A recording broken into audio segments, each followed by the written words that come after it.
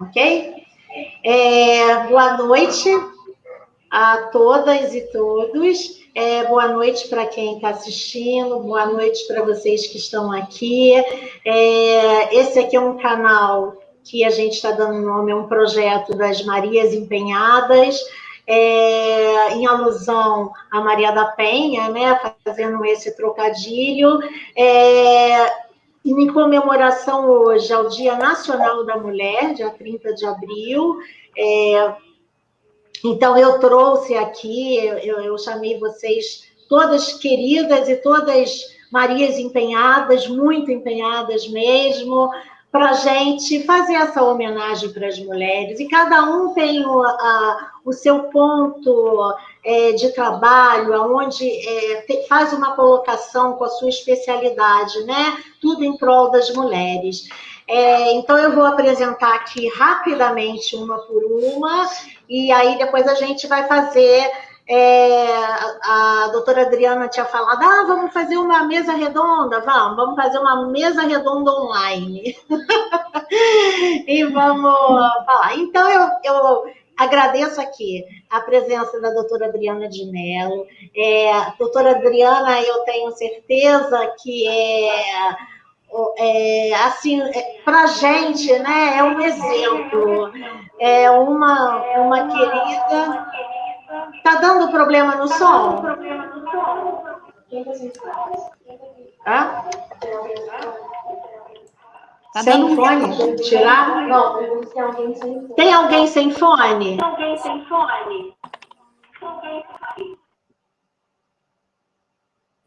Ok, será que estão me ouvindo agora?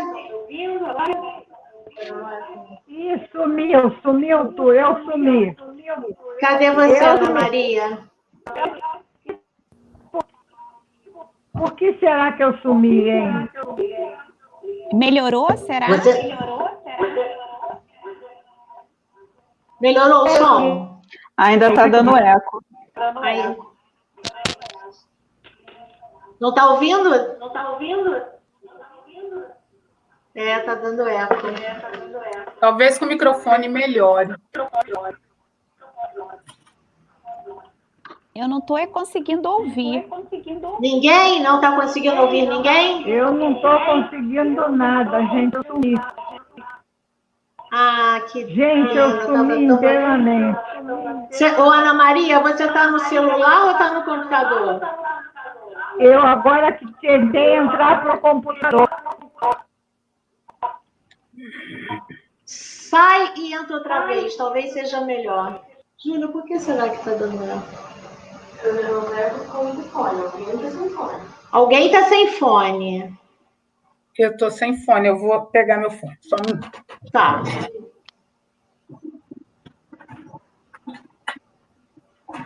Fabiola, você está aí, querida? Tudo bem? Tá tudo bem.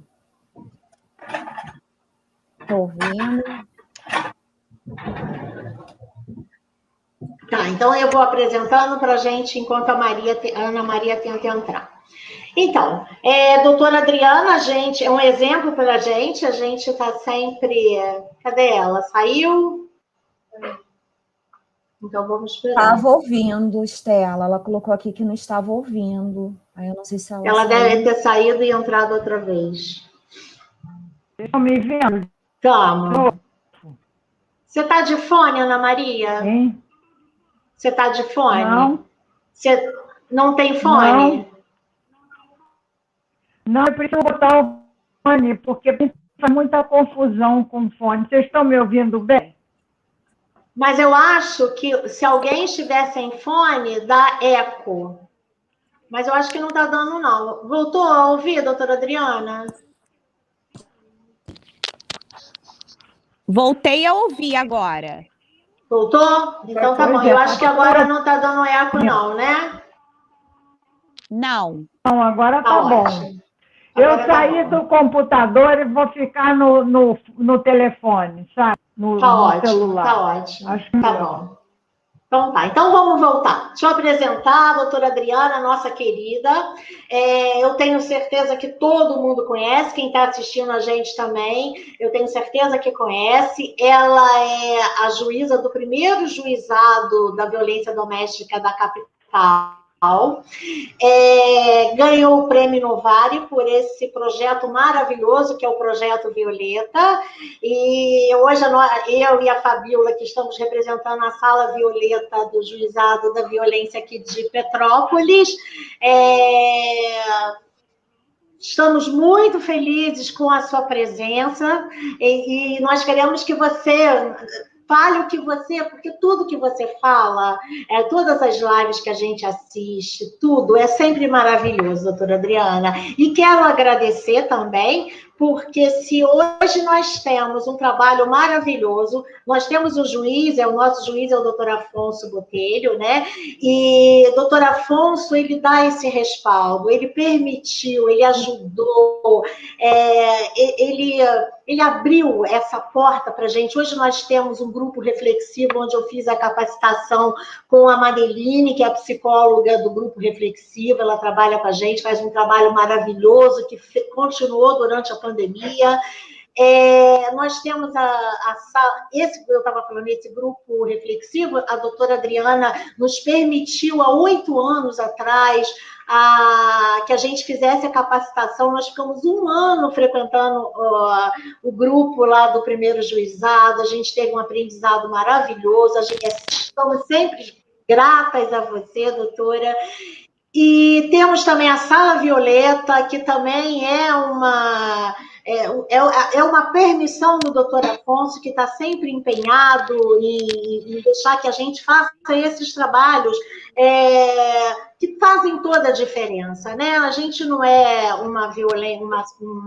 um juizado da violência doméstica que trabalha só com processo. A gente tem todo esse trabalho em prol, tem a justiça restaurativa, tem a mediação, que às vezes a gente usa também. Da mesma forma, então a doutora Adriana, essa querida, é um exemplo para a gente, como nós já falamos, e é com muito carinho, é com muita honra que eu tenho você aqui, tá, doutora Adriana? Todos nós aqui, tá? Ficamos todas felizes que você estaria aqui com a gente hoje. É uma festa. E a doutora Ellen, que também faz um trabalho maravilhoso no Juizado da Violência Doméstica de Três Rios, é uma querida, trabalhou com a gente aqui em Petrópolis e hoje está em Três Rios. Eu já estou sabendo, doutora, eu vi no jornal, eu esqueci que jornal que era, de qual emissora, mas uma reportagem super bacana de um trabalho lindo que vocês estão fazendo com parceria com o Grupo 1000, né? Então, você conseguiu que esse grupo, que colocassem as mulheres que sofreram violência, pudessem trabalhar, abriram para isso, porque essas mulheres, a gente bem sabe, que elas ficam numa situação sempre, se já é difícil para todas as mulheres, você imagina essas mulheres que têm esse problema, que têm esses conflitos, que sofrem, às vezes, uma violência, tanto da mais leve quanto a mais grave, e é sempre uma violência, né? E, às vezes, elas ficam sem chão, sem nada. Então, parabéns, doutora Ellen. Depois eu quero conversar para a gente ver se consegue trazer esse trabalho bacana para cá também. Muito obrigada pela sua presença aqui.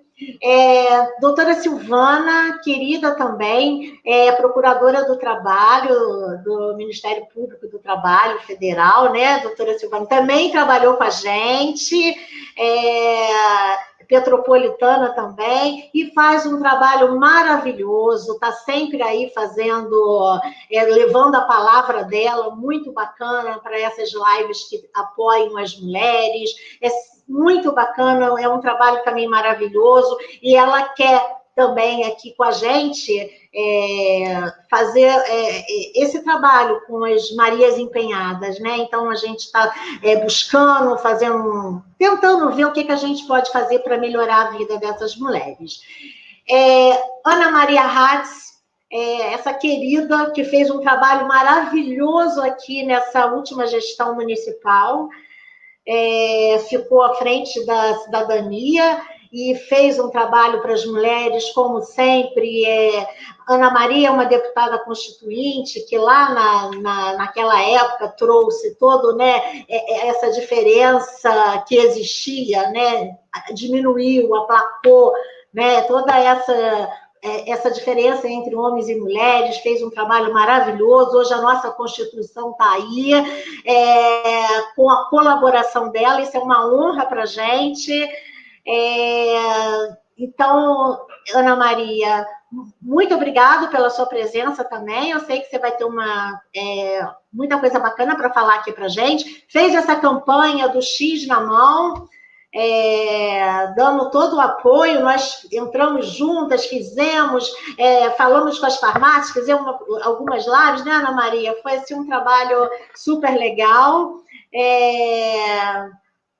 E a Tenente Coronel Cláudia, também uma querida. Tenente, a gente tem aqui sobre o seu comando maior, porque ela ela tem da direção de toda a Patrulha Maria da Penha do estado do Rio de Janeiro, né? Ela que comanda isso, e a nossa Patrulha Maria da Penha aqui é maravilhosa, sob o comando da Capitão Andy, que faz com a gente um trabalho muito legal. Os homens que trabalham também estão sempre atentos e sempre ajudando, sempre buscando. É um trabalho ininterrupto, de muita atenção para as mulheres. Fabíola, querida, cadê a Fabíola? Põe a Fabíola aí para mim um pouquinho. A Fabíola é minha... Boa Cadê noite. a Fabíola? Prazer. Oi, querida. A Fabíola é a psicóloga da Sala Violeta. Tem feito um trabalho maravilhoso. Fabíola fez um mestrado em violência doméstica, então ela é psicóloga, né? Então ela tem toda uma expertise para lidar com essas mulheres, está fazendo um trabalho muito bacana. Durante a pandemia, esse trabalho não parou, fez os contatos com as mulheres, recebeu as mulheres, fez um trabalho muito bacana de doação de cesta básica. Então, eu fico muito feliz de saber que tem mulheres como a gente, né, fazendo esse trabalho. E eu trabalho no Juizado da Violência Doméstica com o doutor Afonso, sou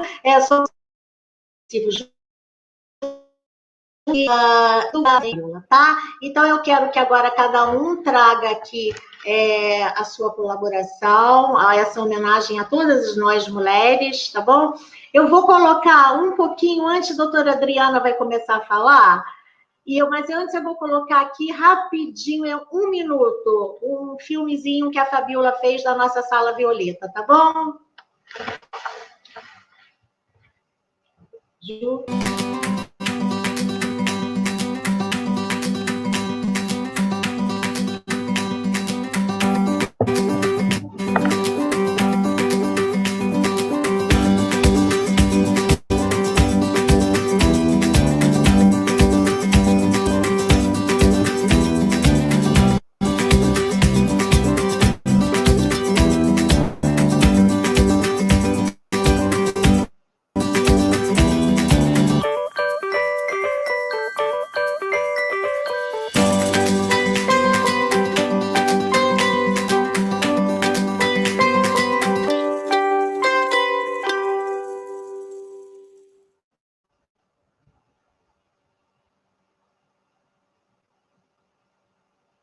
É isso, só para mostrar para vocês que a gente está se empenhando. Doutora Adriana, querida, a palavra é sua. Boa noite, querida Estela, uma grande amiga de longa data aqui do meu marido. E eu conheci a Estela trabalhando no Projeto Violeta e a Estela atuando no GCRIM e Juizado de Violência Doméstica da comarca de Petrópolis, que, para quem não sabe, eu também tenho residência em Petrópolis, né? Bem pertinho ali do nosso fórum em Petrópolis. E então a Estela atuava ali com o colega Afonso, que é um juiz assim espetacular, aberto ao tema, né, sensível às questões de gênero, e aí nós nos reencontramos, né, Estela? E a Estela já havia me convidado para participar dos seus encontros, das suas lives, mas a gente não conseguia encontrar uma agenda, né? Então, e aí também, como Petrópolis como eu já disse, né? É a minha segunda casa. Eu tenho até, para vocês terem uma noção, como é que é o nome? Um adesivo dizendo: sou moradora de Petrópolis, tá? Então, Petrópolis eu tenho muita vinculação com Petrópolis. E aí, quando eu conversei com a Estela, eu falei: Estela, não pode faltar a querida Ana Hatz. Cadê a Ana Por quê? Hatz? A Ana Hatz,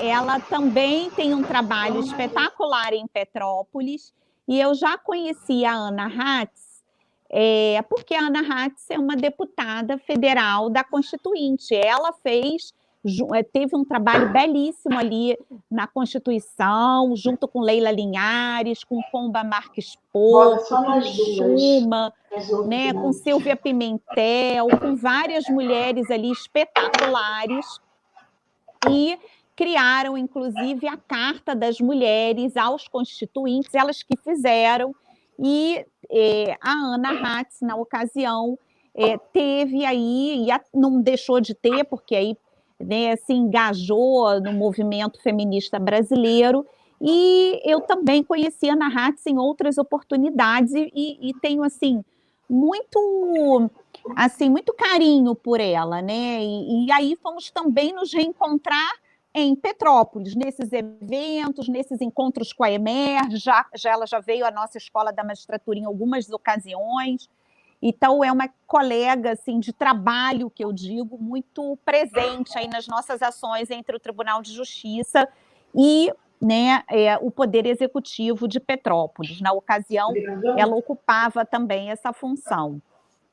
A Ellen de Freitas é uma querida colega da comarca de Três Rios, que é muito próxima aí de Petrópolis. Eu já estive conhecendo o trabalho da Ellen, nos tornamos... Aliás, eu e Ellen também temos uma história antiga, né? Já conheço a Ellen há muito tempo, e trabalhamos também na turma recursal durante 2 anos, assim, muito próximas, né? E ela desenvolve um trabalho de enfrentamento à violência belíssimo em Três Rios. É digno de qualquer tipo de premiação e reconhecimento, como de fato ela tem, né? Uma juíza séria, uma juíza empenhada na causa, né, Estela? Então, é uma querida, além de uma querida colega e excelente magistrada. E a tenente-coronel Cláudia, eu conheci antes dela ser coronel, porque agora ela é coronel. Então, né, ela tá que tá, quer dizer, ela sempre esteve que esteve, mas agora ela está ainda. Por quê? Porque esse trabalho do Patrulha Maria da Penha era um anseio muito grande das mulheres do Rio, era um desejo, todas nós queríamos uma patrulha, outros estados tinham, o Rio não, até que, né, a tenente-coronel conseguiu, com a sua força, com a sua militância, com o seu engajamento e com a sua expertise na área, porque ela é especialista em gênero e direito pela Emerge, ela conseguiu implantar, instalar esse trabalho, essa política pública da maior importância, que é a Patrulha Maria da Penha, que eu digo hoje que eu tenho um carinho enorme pelos patrulheiros, a gente chama carinhosamente patrulheiros e patrulheiras, são policiais militares, né, mulheres e homens que são muito empenhadas e ali no cumprimento das medidas. Eu sempre mantenho contato com eles, e a Cláudia, ela tem esse negócio de agregar, né, e além de ser uma pessoa extremamente competente no que faz. Então, e também uma grande amiga, parceira, compõe comigo o Fórum de Violência Doméstica, e agora ela também vai nos ajudar. Estou só esperando ela liberar um pouquinho aí, que eu sei que a agenda dela é lotada, para começar a pesquisar com a gente a Patrulha Maria da Penha, né, os resultados e tudo pelo NUPEGRE, pelo nosso Núcleo de Pesquisa em Gênero, Raça e Etnia da Emerge. Viu, Cláudia? Vai aí um apelozinho para você arrumar sua agenda aí, uma datazinha para a gente conversar sobre as nossas pesquisas. Né? A procuradora do trabalho, doutora Silvana, eu só ouvi muito bem falar. A Estela já me relatou assim, o seu trabalho é brilhante, o seu engajamento, e a gente precisa de que o Ministério Público seja muito atuante mesmo, porque as mulheres acabam ficando mais vulneráveis, né? Sobretudo no ambiente do trabalho, as mulheres sofrem muito assédio, grande parte das pessoas que são assediadas são do gênero feminino, né? O assédio no âmbito laboral, a divisão sexual do trabalho, quer dizer, no campo do direito do trabalho, são muitos os assuntos e são muitas as violências que as mulheres sofrem. Então, a gente precisa de uma procuradora do trabalho, que o Ministério Público tenha esse olhar realmente atento para essa questão de gênero, né? E eu fico muito feliz porque eu tenho várias colegas com quem hoje mantenho um relacionamento bem próximo, inclusive para a elaboração do protocolo de julgamento com perspectiva de gênero, de magistradas da Justiça do Trabalho, que são extremamente empenhadas em combater as desigualdades de gênero, não apenas na magistratura, mas também no ambiente trabalhista.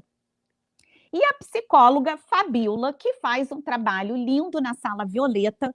Gente, a Sala Violeta de Petrópolis é um show, é um espetáculo.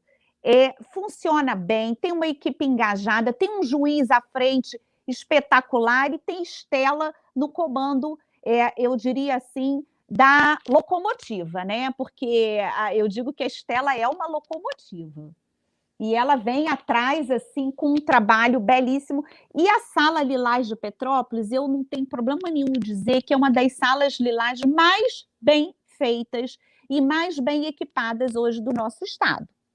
Então, hoje, Petrópolis tem vários equipamentos de proteção às mulheres, e em muito se deve à Estela e à doutora Ana Hatz, né? E um trabalho da psicóloga Fabíola e da sua equipe, que é uma equipe extremamente atuante. Eu não estou falando isso aqui da boca para fora, eu estou falando isso até porque hoje é o Dia Nacional da Mulher, dia do aniversário da minha irmã Simone, que é uma militar da área da saúde, ela mora em Brasília, aniversário dela, e é Dia Nacional da Mulher. Então, a gente tem que falar e reforçar o papel que essas mulheres que estão aqui nessa sala virtual vêm desempenhando na luta pelos direitos das mulheres, né? Falando desde o âmbito legislativo, com a força da Ana Hatz lá na Constituinte, no campo da magistratura, com juízas aqui presentes como a Ellen aguerridas, no campo da segurança pública, e aí entrando em todas essas áreas. Hoje eu tive um evento à tarde belíssimo, que ficou gravado para quem depois tiver oportunidade. O evento chamava-se, Estela, Interseccionalidades, a Mulher com Deficiência. E olha que evento rico, que evento emocionante, como as mulheres com deficiência, e eu acho que, como eu estou muito sensibilizada com essa live de hoje, foi da Emerge, do nosso fórum de pessoa com deficiência, que a Emerge tem. Nós temos duas colegas juízas espetaculares, que é a Adriana Laia e a Keila, né? As duas militam na área da pessoa com deficiência. Estava ali a Débora Prats, que é uma advogada espetacular, estava ali Ana Cristina Teixeira, né, que é uma professora cega, que falou das dificuldades que ela enfrentou no campo da educação para se fazer presente, para se colocar como mulher e mulher com deficiência, né? As discriminações, os preconceitos que essas pessoas enfrentam na sua labuta diária, né? E a Lígia Neves, que é uma mulher surda, onde ela também deu um depoimento emocional, um depoimento que me fez realmente ir às lágrimas. Então, foi uma tarde belíssima. Ao mesmo tempo, eu falava com elas das dificuldades que essas mulheres enfrentam, e eu acho que é o meu lugar de fala aqui, não tem como, que é o acesso à justiça, né, Estela? Eu posso falar desse lugar que eu vejo que as mulheres têm tantas dificuldades de entrar numa delegacia de polícia e relatar para aquela pessoa que nunca viu as angústias e as agruras de um relacionamento violento e abusivo. As dificuldades que essa mulher tem de ser ouvida, entendeu? Muita gente não quer escutar as mulheres, sequer levanta o rosto para ouvi-las, para olhar dos seus olhos, né? As mulheres, quando vão relatar essas violências, elas não raras vezes, elas choram. As versões, às vezes, parecem contraditórias, porque ela é uma vítima de violência. E, como tal, ela tem as questões de altos e baixos. Às vezes, a versão ela não é uma versão realmente escorreita, porque ela está vivendo uma situação de abuso. Então, se você não tiver um policial ou uma policial que esteja em condições de ouvi-la com alteridade, com empatia, ela vai ter dificuldade de acessar a justiça.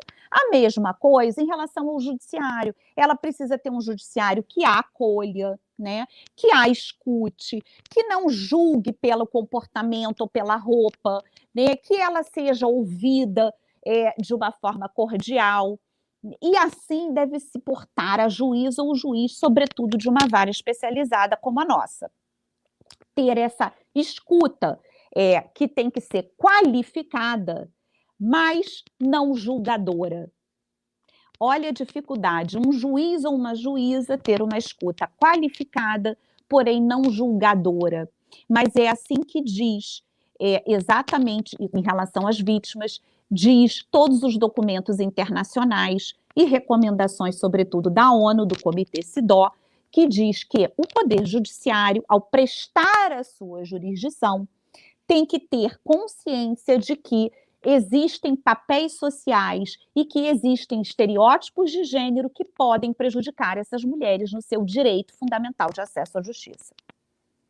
Então, todos os argumentos que geralmente vêm em relação às mulheres, como a roupa que ela estava usando no dia do crime, por que ela saiu com aquele homem e não recusou? Por que ela fica numa relação violenta e não sai? Que são perguntas que geralmente são feitas pela defesa ou por outros operadores da justiça. Tudo isso leva a um reforço, né, desse lugar de submissão da mulher, de subalternidade, que não é diferente em relação aos aplicadores da lei. Por isso, a importância, eu dizia hoje, a essas mulheres com deficiência que relatavam as agruras e as angústias de buscarem uma proteção policial, e elas me diziam: como que a gente vai fazer um registro policial se eu sou surda e não escuto o policial?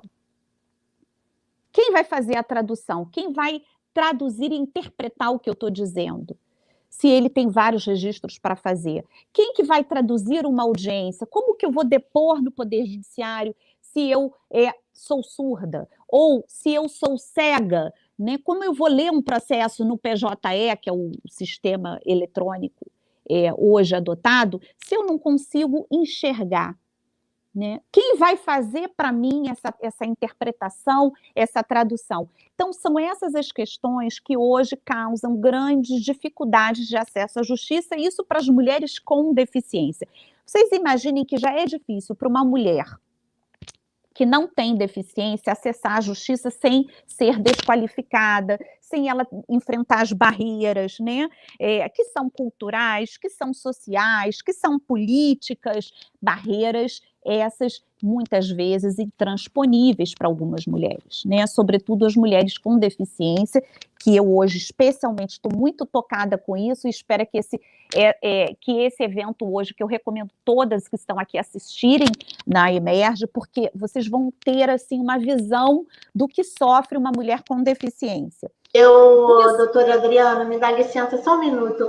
Eu fiz uma live maravilhosa com a Débora Prates, já alguns meses atrás, no ano passado, e ela me falou, a Débora é cega, advogada, né? Ela me falou que ela teve que parar de advogar porque o sistema não permitia que ela tivesse acesso como cega. Você imagina se, né, uma advogada tão engajada, uma pessoa tão inteligente como ela, não conseguisse, como que as mulheres que não têm tanta facilidade iriam conseguir, né? Que bacana, que legal você estar agora empenhada nessa questão também, que muito bacana. Eu vi essa live, quer dizer, eu vi a chamada e vou assistir também, ela está gravada, eu vou assistir para ver esse trabalho. Desculpa, pode Isso, continuar. nada, não foi ótima a sua colocação, porque eu acho que a Débora, ela traz, assim, para nós, que a gente quando escuta, assim, ela traz uma força, né, e também um ressentimento de que as coisas não mudam para ela, né, de que a situação permanece, né, e aí eu lembrava hoje, por isso estou falando aqui, da Lei de Inclusão Social, que é a Lei 13.146. Gente, essa lei é um espetáculo, ela é de 2015. E o que eu estou falando ali está expressamente colocado na lei, no artigo 79, Estela, que fala do acesso à justiça e que é obrigação do poder público capacitar seus operadores do direito, sobretudo da justiça, em linguagem, língua dos sinais, braille, da importância de ter esse acolhimento em relação às pessoas com deficiência. Fala ali, inclusive, quando essas pessoas forem vítimas ou réis, quando essas pessoas advogarem, por exemplo. Eu peguei outro dia, numa audiência, um advogado que era cego, que estava ali atuando pelo seu réu, pelo seu cliente, é um direito dele. Então, a gente teve que adequar, enfim, ele pediu mais tempo para ler o processo, ele estava com uma pessoa ajudando, mas, enfim, tem que ter todo esse acolhimento, né, para que essa pessoa tenha o direito de advogar, porque é dali que ele tira o ganha-pão, né? E a mulher com deficiência, ela ainda tem esse fator de interseccionalidade que causa ela ainda mais dificuldade, né? Gera mais dificuldade ainda pela discriminação propriamente, né, Estela, de gênero. E aí eu acho que até a Procuradora do Trabalho, a doutora Silvana, que é esse espaço também de... A gente sabe que para as mulheres, imagina como é difícil, e a Ana Cristina, que era essa professora, ela dizia que ela passou num concurso público e que não havia para ela uma função, porque ela era cega. E que falaram, olha, você vai ser chamada quando a gente encontrar um lugar para você. Entendeu? E ela falou, olha, isso tudo ela relata com muita, ao mesmo tempo, uma firmeza, mas com uma doçura. Ela dizia assim, não, eu passei no concurso, eu quero tomar posse imediata, e ela queria trabalhar com literatura infantil. Ela é uma professora de primeira linha, enfim.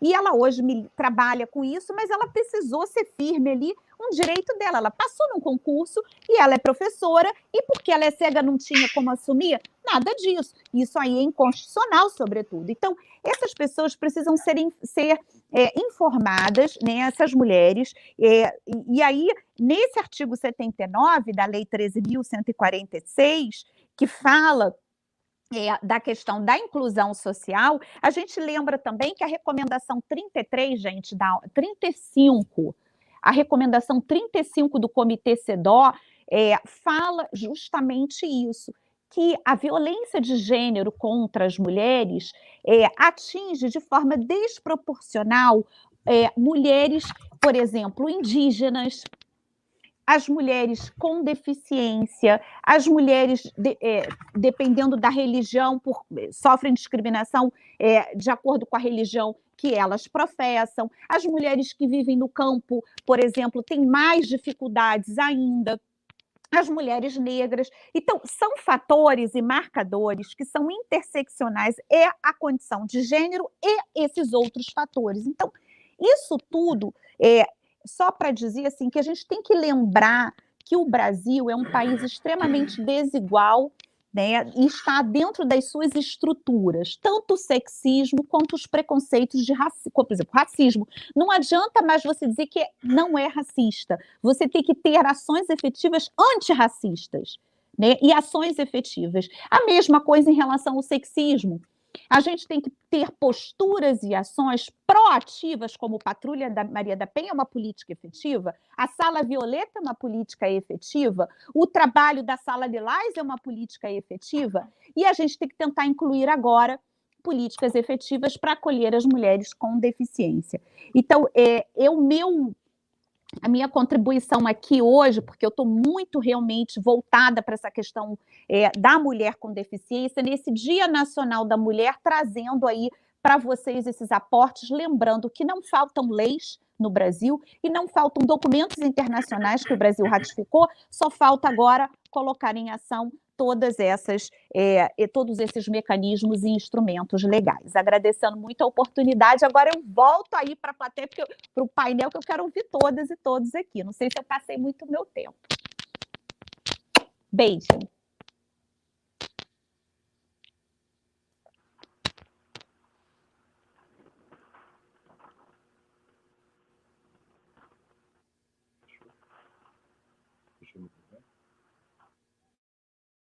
Tem um... Oi? Eu estava falando e ninguém estava ouvindo. Então, eu vou fazer qualquer dia, eu vou também fazer aqui, eu vou trazer aqui. Eu tenho, lá em Dorândia, a gente tem a FEBEM. Eu nem sei se chama FEBEM ainda, é um orfanato, né? E lá, na época que eu cheguei a morar, morei quando as crianças eram pequenas, eu morei 3 anos lá em Dorândia. E aí eu tinha um contato, eu já ajudava as meninas ali, fazia festas com elas, do orfanato. E eu continuei com uma amizade com uma menina tetraplégica. E hoje ela mora em Maricá, e ela é do grupo Movidade. E ontem teve uma live com o pessoal, com ela e várias pessoas. Ela é presidente da Movidade e ela canta uma música. Ela na cadeira de roda, muito alegre, sempre foi muito feliz, né? É até interessante isso, como a resiliência das pessoas, né? Teve tudo que dificultasse a vida dela e ela consegue ser feliz. Então, eu vou trazer, e é isso que a doutora está falando, a dificuldade dessas pessoas de terem acesso à justiça, a tudo, né? Ao trabalho, a qualquer coisa. Muito bacana, a gente pode conversar depois sobre isso, todo mundo aqui, a gente pensar o que pode fazer. E eu trago agora aqui para falar a doutora Ellen, querida, que faz esse trabalho maravilhoso. Doutora Ellen, só elogios para a senhora. Eu já sabia, eu só estou falando agora porque o promotor que trabalhava aí, doutor Carlos Eduardo, ele agora é o nosso promotor, né, da violência doméstica. Nossa, e ele só elogia. Que bom, então conta para a gente aí um pouquinho do seu trabalho maravilhoso também. Boa noite a todas e todos, né? É um grande prazer estar aqui com vocês. Estela, muito obrigada pelo convite, né? Adriana é uma grande inspiração, né? E falar junto com a Adriana, eu falei, ai meu Deus, estou com o coração apertado aqui, nervosa, né? Porque ela, no tribunal, é uma grande referência, né? Um exemplo para todos nós. Silvana, né? Um grande prazer estar aqui hoje, né? A gente se conhece há muito tempo, né? Eu fui, antes de ser juíza, fui servidora do Tribunal de Justiça, Silvana também, e antes de sermos servidoras, dávamos aula no CIEP, né, estadual, para crianças, né? Então a gente já se conhece de longa data. Tenente Coronel Cláudia, né, um prazer, né, assim, eu sou muito fã, né, do seu trabalho, da Patrulha Maria da Penha, e eu falava, né, que antes, quando em 3 dias a gente não tinha nada, eu tinha a patrulha já, né, desde 2015. Então, quando todos, o que você tem no interior? Eu falei, nada, mas tem uma patrulha. Então, é o que fazia toda a diferença aqui no meu trabalho. Eu sou extremamente grata, né, ao seu trabalho, por ter levado esse trabalho para todo o Estado e por fazer a diferença hoje na vida de muitas mulheres, né. Ana Maria, que me ajudou muito, né, no ano passado, na difusão, né, da campanha Sinal Vermelho, né, sem a sua parceria a gente não teria conseguido levar isso para Petrópolis, né, foi de grande importância a sua atuação, fui muito grata.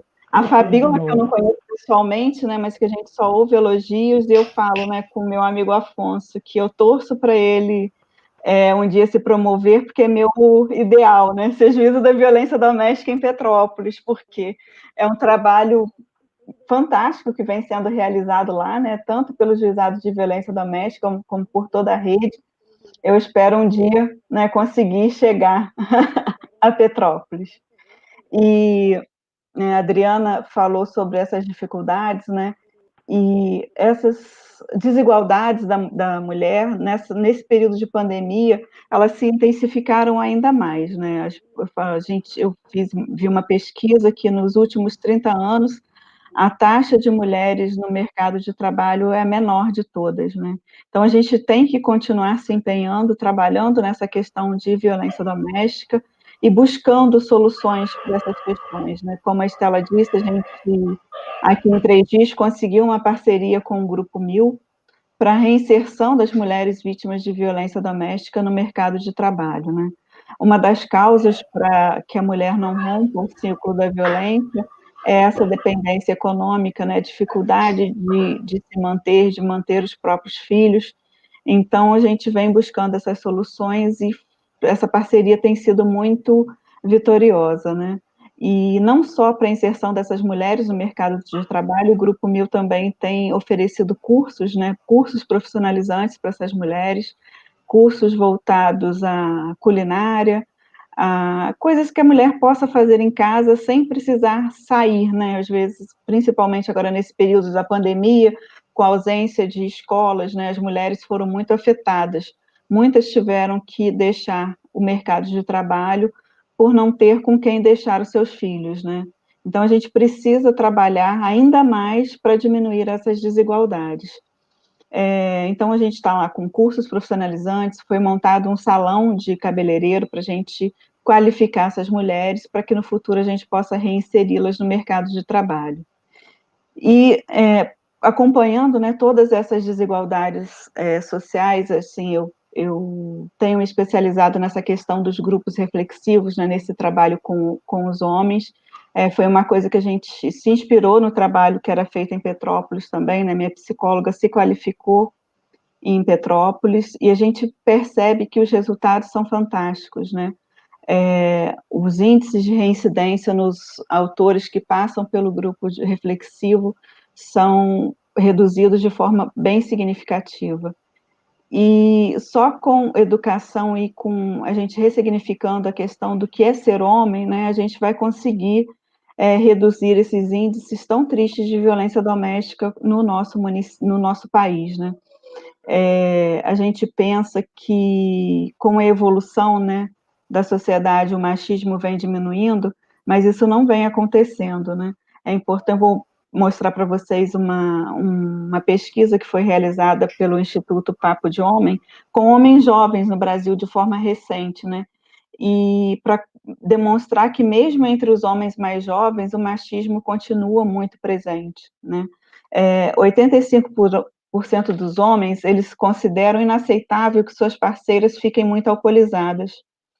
69% dos homens não concordam que elas saiam com amigos homens sem a sua companhia. 46% consideram inaceitável que suas companheiras usem roupas justas e decotadas. 29% deles apontam que o homem só bate porque a mulher provoca. Para 23% dos homens, tem mulher que só para de falar se levar um tapa. Para 12%, se a mulher trair o marido, ele tem razão em bater nela.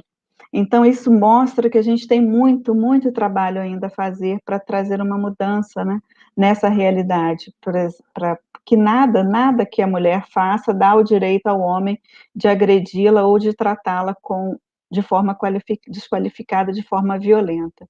Isso é um trabalho que a gente só vai conseguir com essas mulheres empenhadas e empoderadas, né? Eu agradeço a Estela essa oportunidade de estar aqui falando um pouco do meu trabalho e agradeço a todas vocês pelo trabalho realizado e pela inspiração diária. Que linda. Obrigada, Ellen. Você é uma querida, que bom, que bom. E a gente também, né? A gente troca, de vez em quando a gente troca umas figurinhas, né? Sim. E estamos precisando de trocar mais. A gente vai entrar em contato, sim. Gente, agora eu chamo a querida Ana Maria para falar também, né? De todo esse trabalho bacana. Ana Maria que tá sem som. Ana Maria que trouxe para a gente, se empenhou com a Sala Lilás.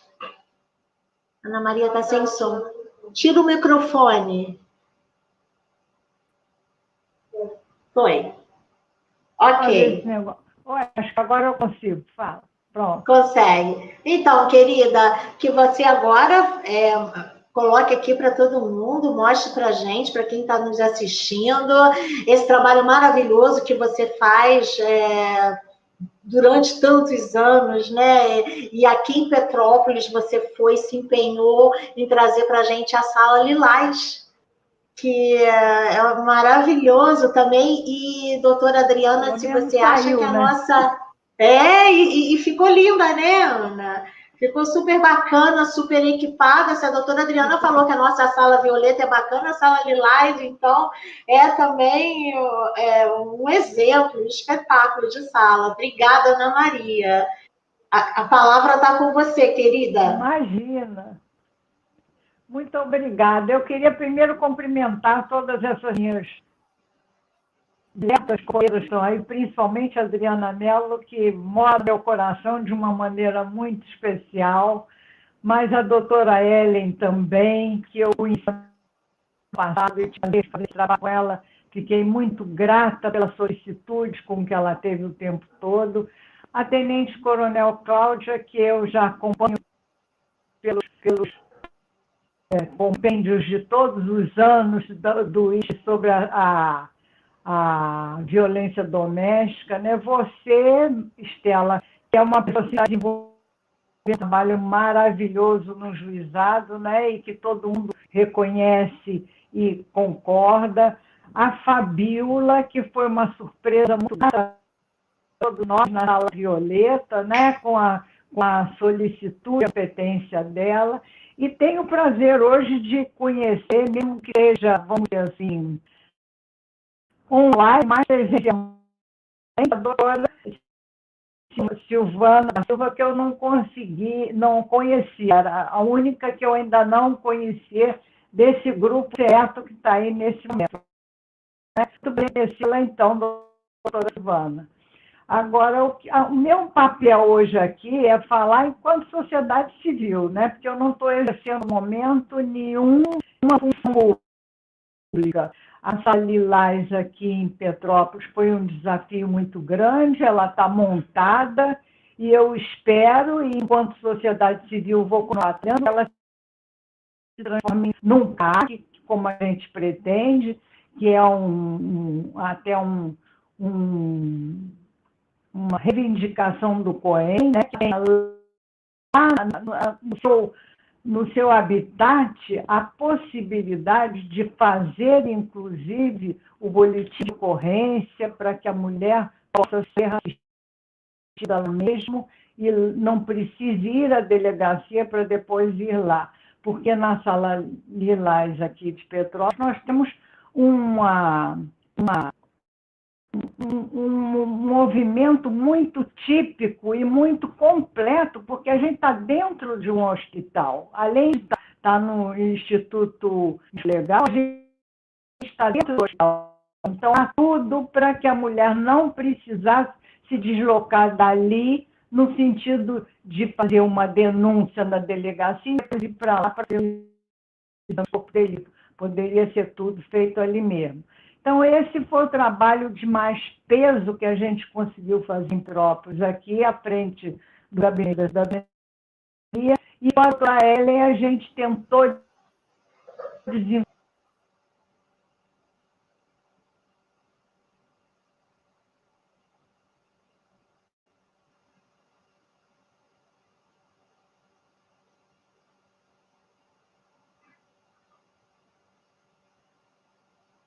Então, a gente teve uma certa dificuldade de fazer isso, que poderia ter sido desenvolvido de uma maneira muito mais ampla, porque contamos com a Estela Mares, com toda uma gama enorme de mulheres.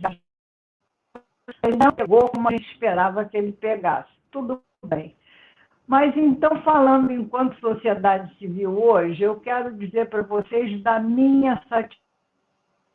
Tendo participado do movimento de mulheres lá dos anos 70, 80, né? Quando a gente começou aquele movimento retumbante de feminismo que foi tão atacado no momento, e chegamos com esse movimento feminista, fazer uma carta das mulheres brasileiras aos políticos. Eu cheguei à Constituição como uma constituinte, uma deputada federal constituinte, representante do Rio de Janeiro. Nós éramos 3 aqui no Rio, a Sandra Cavalcante e eu. Então, nós chegamos à Constituinte como representantes desse movimento feminista, movimento de mulheres, além da nossa, vamos dizer assim, atuação política partidária nos nossos municípios. E lá eu vi coisas muito interessantes que marcaram como assim, sinal de um avanço, não é? Por exemplo, a gente, 26 mulheres que constituíam a bancada feminina, brigavam por um banheiro. Aqui, hoje em dia é piada, você vê mulheres que precisam brigar por um banheiro. Então, dizer que não havia um avanço, ou que não houve um avanço, é um absurdo muito grande, porque o avanço está aí. Nós estamos vendo os juizados de violência doméstica feminina, isso é um avanço extraordinário dentro do juizado. O número de mulheres nas carreiras jurídicas é um avanço extraordinário. Dentro dos órgãos municipais, das prefeituras municipais, os estabelecimentos de todos os equipamentos, os CIANs, os TANs, as salas violetas, as salas lilás, tudo isso que cada vez mais, e agora que vai acabar redundando no movimento que vai abraçar as mulheres portadoras de deficiências físicas, isso tudo é um avanço extraordinário. Agora, me fez muito pessoalmente, que brigo esses anos todos, inclusive pela mulher na política, um grande de mulheres que concorreram nessas últimas eleições municipais, que venceram nas câmaras de vereadores e que me trouxe a imagem que fica na minha memória e que eu quero trazer para vocês assim como uma gratidão de todos esses anos da minha militância política e ativismo, que vai continuar até o dia que eu morrer, evidentemente. Mas foi de ver uma parlamentar, uma deputada federal, no púlpito da Câmara Federal, fazendo o seu pronunciamento com o seu filho no colo. Aquilo, para mim, foi uma gratidão e um reconhecimento de tudo que a gente passou até hoje. Valeu a pena e vai valer cada vez mais. Porque aquela casa onde, quando nós entramos, não tinha nem banheiro para as mulheres, era inadmissível, até alguns anos atrás, que uma parlamentar pudesse dizer que interesse tinha isso, que importância tinha esse fato. Então, o fato dela sofrer violência, o fato da mulher não poder o seu trabalho profissional com a sua atividade da maternidade, isso nada dizia para nada naquela casa, porque a mulher era homem, né?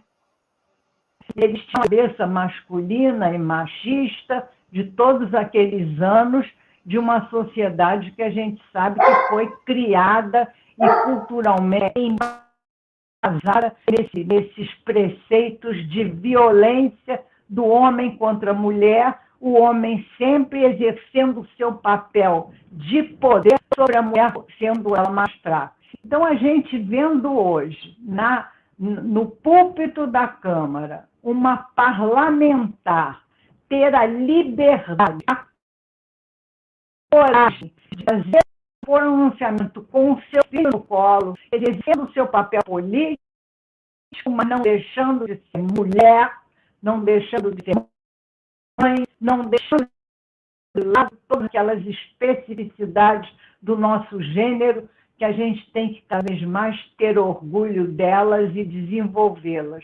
Eu quero dar nesse momento os parabéns a vocês, todas, principalmente a Adriana, que continua sendo para todas nós, até hoje, um exemplo como se a magistratura dentro do feminismo, eu quero dizer assim, né? Então, eu parabenizo a todas e agradeço muito de ter aqui me dar esse espaço, que para mim foi um aprendizado. Aprendi muito já hoje aqui, ouvindo vocês, apesar dessa minha confusão com esse site. Mas muito bom, agradeço muito, agradeço a Estela por ter me chamado e a Adri por ter lembrado do meu nome. Muito obrigada, é um prazer e parabéns a todos. O microfone está aberto? Obrigada a você, Ana Maria, Alguém querida. sumiu aí, né? Obrigada, querida. Você também é um exemplo para a gente. Muito obrigada. Você foi lá, né, doutora Adriana? Começou... Eu só queria dizer uma coisa para vocês que eu esqueci de dizer. Eu queria lembrar, Estela, que esse dia 30 de abril, Dia Nacional da Mulher, é o Dia Nacional da Mulher, ele foi instituído por um projeto da doutora Romina Deus, advogada feminista, que batalhou muito e trabalhou muito, inclusive, pelo Estatuto da Mulher Casada. Então, a gente também tem que fazer esse reconhecimento que a gente está se confraternizando. Que bom, querida. Muito obrigada mesmo. Uma querida. Obrigada. Silvana, querida, agora é a sua vez. Para quem não te conhece, eu já falei, né? Isso. Agora vai te conhecer melhor, nossa querida. O pessoal aqui de Petrópolis, todo mundo conhece, e agora se apresenta e fala todo esse trabalho bacana que você também está fazendo, como uma Maria empenhada. Tá, é um prazer, Estela, estar aqui novamente no seu programa, né? A gente já se conhece, eu, Estela, Ellen, do TJ, onde foi a casa que eu fui introduzida no mundo do direito, fomos servidoras, eu e doutora Ellen, é muito legal assim, a gente eu recebi esse convite, e é um prazer imenso aqui estar com a doutora Adriana, com esse histórico todo, né, junto ao tribunal, a deputada, né, eu acho que esse posto aí vai ser eternizado por ser uma deputada constituinte, e essa história de luta por direitos, né, de gênero há anos é muito relevante. Para mim é muito representativa essa mesa, tenente Cláudia, que eu estou conhecendo neste momento, né, e o trabalho da sala Violeta, né? Sala Violeta, a Estela já me apresentou, um trabalho relevantíssimo, né? A gente conversa, e, assim, a minha atividade como procuradora do trabalho no âmbito do MPT tem já algum tempo realizado, não unicamente, mas com relevância na Corte de Igualdade, que é uma coordenadoria que nós temos, que trabalha fatores de discriminação e de preterição no ambiente de trabalho, né? E daí a gente esbarra com as questões de gênero, obviamente, e acaba fazendo uma transeccionalidade com outros fatores de discrimen, não é? Como bem trouxe aqui a doutora Adriana, a gente vai se deparar com as mulheres deficientes, com as mulheres pobres, com as mulheres vítimas de violência. É bom citar também assim, as mulheres trans, né, as mulheres transgênero, né, que são, assim, eu acho que, no meu ver, o grupo que sofre o maior grau de discriminação, né? Porque para elas são fadadas, via de regra, a prostituição como meio de vida. Então, a gente tem assim vários fatores de discriminação racial, mulheres gestantes, mulheres por assédio sexual, né? Então, essa transversalidade é muito importante a gente considerar quando a gente fala da realidade da mulher na vida, né? Não só no meio do trabalho, né? E agora, sim, na pandemia, a gente vê que o trabalho e a vida da mulher está interlaçado, né? De uma forma muito forte, porque com home office, a mulher está trabalhando no ambiente doméstico, e daí tudo se interrelaciona, né? Então, a pandemia, além de trazer esse aspecto de uma menor ocupação, né, menor número no mercado de trabalho, foi assim, uma regressão muito grande, de fato, como o doutor Ali mencionou, nós regredimos há 30 anos atrás no mercado de trabalho, mas também trouxe uma precarização, porque a mulher hoje ela divide o espaço de trabalho com o dever de cuidado, não só dos filhos, mas geralmente dos doentes da família, além das tarefas domésticas. Então, a gente tem hoje uma sobrecarga muito grande da mulher em todas as carreiras, né? Não só na questão seletista.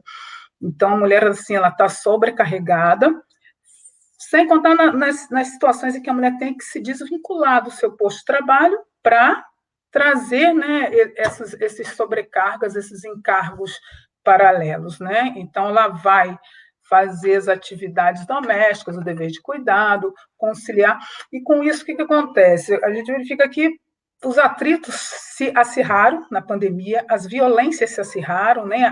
Os embates, porque a mulher está convivendo mais ali com os outros membros, o estresse, a dificuldade econômica, né? Então, a gente vê vários fatores agora que estão nessa sobrecarga, né? Então, assim, eu acho interessante eu trazer aqui, né, um conceito que a OIT ela traz como violência, para a gente ver quase o espectro, né, que a violência pode tomar, porque a OIT tem a Convenção 190, a Organização Internacional do Trabalho, a Convenção 190 é uma convenção bem recente, de uns 2 anos atrás, e que ela tratou da violência e do assédio. E ela conceitua como conjunto de comportamentos e práticas inaceitáveis, ou ameaças de tais comportamentos e práticas, que pode se manifestar de uma só vez, ou de maneira repetida, e que tem por objetivo causar, ou suscetíveis de causar danos físicos, psicológicos, sexual ou econômicos no ambiente de trabalho, né? E interessante assim que a consequência disso é a degeneração do clima organizacional, afeta a autoestima e a produtividade das trabalhadoras e promove até mesmo a interrupção precoce nas carreiras profissionais. E aqui a gente trata, né, de uma forma abrangente, assim, não só empregadas, mas estagiárias, aprendizes, mulheres servidoras, né? Porque assim o MPT ele também tem uma atuação na questão de assédio em todas as carreiras, inclusive na carreira pública, né? Vínculo público estatutário. E como bem assim trazendo aqui que a deputada Ana Maria Rato citou, a gente está tratando também agora, né, está tendo atenção para as violências nas carreiras políticas, porque a gente viu aqui recentemente nas redes a mulher que o deputado chegou por trás, acariciou o peito da deputada, né, e falou que aquilo ali era uma atitude de companheirismo, de coleguismo, foi um assédio em rede pública, filmado, né? Então, também muitas mulheres adentraram na carreira política esse ano, nas últimas eleições, dentre elas mulheres trans, mulheres negras, que estão sendo vítimas de violência, seja violências pelas redes sociais e violências também entre seus pares, né? Ou violências veladas, e a gente está atentando para essas questões, que são assédios, né? Então, esse conceito aqui que eu trouxe é para ler de que forma a violência, o assédio, a discriminação, ela se produz, né? Até por uma omissão também, né? Então, assim, eu acho que a gente tem que estar muito atento para que essas questões não sejam repetidas ou avaliadas ou adotadas, né? Porque quando a gente tem essas questões de gênero, elas são questões também culturais, né? Elas são questões que estão sistematizadas na sociedade. E aí, quando a gente fala, os homens novos, né? Geração nova tem esse perfil, por quê? Porque a cultura, a educação, é a sociedade que está estratificada dessa forma. Então, esses conceitos, esses olhares, essas visões, elas são ensinadas, inclusive, por nós mulheres, muitas vezes, né? Na educação dos filhos, do filho e da filha, nessas distinções. E aí, isso daí vai sendo reproduzido, né? Eu acho assim que esse projeto da Estela de Maria Empenhada, ele já, só pela informação que a gente traz e que a gente reproduz, já é muito importante, não é? Porque muitas mulheres vítimas da violência não sabem por onde se socorrer, onde procurar ajuda, quais os direitos, né? Então, eu vejo aqui, assim, estou linkando as falas, quando a gente fala assim, eu fui pontuando, mas, né? Então, só o fato da gente informar das instituições, dos projetos, né, dos direitos, eu acho que a gente já está dando um passo muito grande, porque informação é poder, é conhecimento, não é? E traz progressão para a vida da pessoa, né? A informação é uma ferramenta importante, porque a partir daí ela se movimenta, né? As mulheres se movimentam para garantia dos seus direitos. Então, a doutora Adriana comentou da concursada cotista, que vedaram, né, o acesso a ela na vaga. A gente tem a Lei 8.112, que prevê a cota do deficiente físico, é um direito dela ter garantido o posto de trabalho, né, ali. As leis garantem cotas, inclusive no âmbito privado também, 8.213. Então, jamais poderia ser dito isso para essa concursada cega, né? Ela tem direito para exercer aquilo e por cota, ela e tantos outros, né? Tem que fazer, a gente acompanha a ocupação, né? A previsão dessas cotas nos editais, cotas raciais de deficientes físicos, por lei tem previsão, né? Então, agora ela já pode até entrar com mandado de segurança para fazer valer o posto de trabalho dela. O órgão tem que disponibilizar, né? Então, assim, o MPT é muito interessante, porque a gente trabalha, né, recebe denúncia, temos campanhas, temos projetos para encampar essas dificuldades de gênero, né, que a gente tem ali. Temos o projeto Cozinha e Voz para empregabilidade trans, onde que as pessoas, né, as mulheres trans, elas aprendem esse ofício da cozinha para trabalhar em restaurantes, e também a voz é o quê? Onde elas reverberam, né, as dificuldades que elas passam, comum dessas dificuldades, dos descrimes, dos históricos dela de violência. A gente tem projetos de ocupações para pessoas negras, né? Inclusive, a gente atuou naquela questão do Magazine Luiza, onde a empresária fez ali a campanha para a cota, que foi muito, né, atacada, e nós atuamos para defender aquela atuação, porque ações afirmativas estão previstas em lei, né, quando tem desigualdades e discriminações, e o fator racial é um deles, então temos respaldo. Deficientes físicos também são garantidas as cotas. Enfim, quando a gente fala né, nas questões de gênero, a mulher ela é atacada, seja na questão sexual, assédio sexual, seja na questão de assédio moral, que aí a gente pode ver muitos casos de mulheres grávidas que têm, né, seus espaços ali de trabalho, postos de trabalho violentados e maculados. Então, são muitas questões que a gente tem que amadurecer, né? Aí, nós aqui, como instituições públicas, também avaliar. Né? Interessante, assim, que o MPT, agora a gente está em fase de elaboração de uma resolução para o Conselho Superior do MPT, que vai disciplinar as questões de gênero intrainstitucionais, né? Estou nessa comissão, e aí a gente vê assim, que dentro da organização do trabalho, igual citou a deputada Ana Maria antes, não tinha o banheiro feminino, né? E hoje a gente não tem uma sala para amamentação. A gente recebe mulheres amamentando, né? Um fraldário. Então, assim, são questões que a gente vai avançando conforme as necessidades, né, as reivindicações e o ato de pensar junto. Nós fizemos uma oficina em que participaram as membros do Ministério Público, as mulheres, só as mulheres da instituição, uma oficina interna, e daí foram levantadas propostas para compor essa resolução. Né? Então, assim, são tantas coisas que a gente pode ver que acarretam melhoria na vida, né? Quando a gente traz uma melhoria dessa, uma flexibilização de horário para uma mulher que tem filhos pequenos, filhos em amamentação, escolares, em idade escolar, é uma flexibilização de horário, é um trabalho remoto, né? Uma possibilidade de trabalho remoto ou part-time.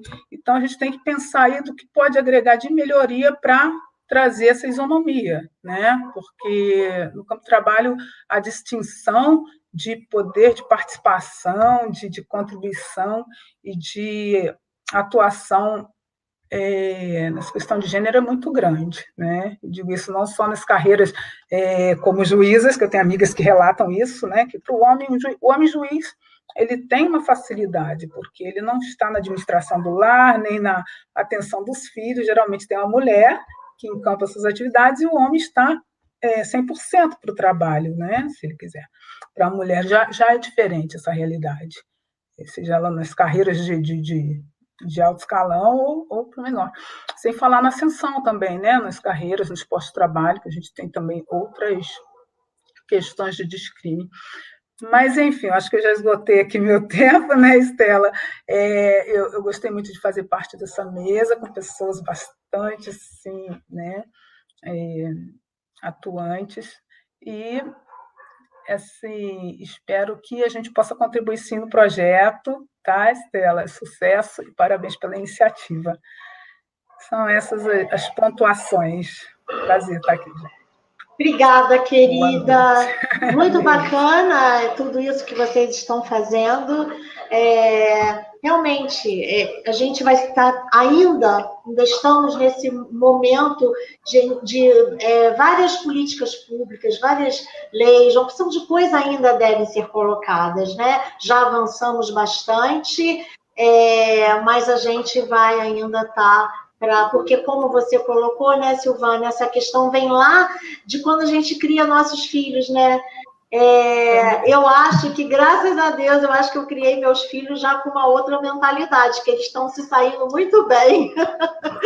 Que bom, que bom. São parceiros no casamento, na criação dos filhos, e isso faz uma diferença, assim, a gente percebe.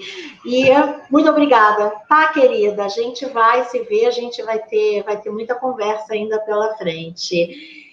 E agora eu queria chamar a Tenente Coronel Cláudia, querida, que foi, assim, super atenciosa. Eu também não conhecia. Quando eu falei para a doutora Adriana que eu ia te chamar, ela é efusiva. Meu Deus, a Tenente Cláudia trabalha aqui comigo, está sempre. Então, foi muito bacana. É que eu estou com saudade dela, Estela. Essa pandemia tirou o contato pessoal meu com a Cláudia e eu acabei de falar com ela que eu estava com saudade. Que bom, que bom. Querida, então, conta aí pra gente um pouquinho aí desse trabalho maravilhoso, que, como a doutora Hélio falou, achei muito bacana. Quando eu não tinha nada, eu tinha a Patrulha Maria da Penha. Então, ela tinha muita coisa, hein?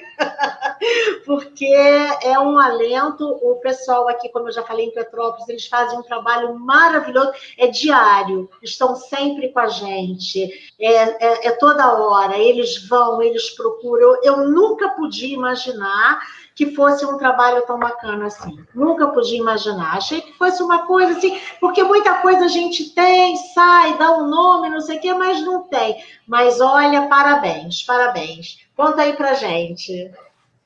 Bom, primeiramente, me ouvem todas?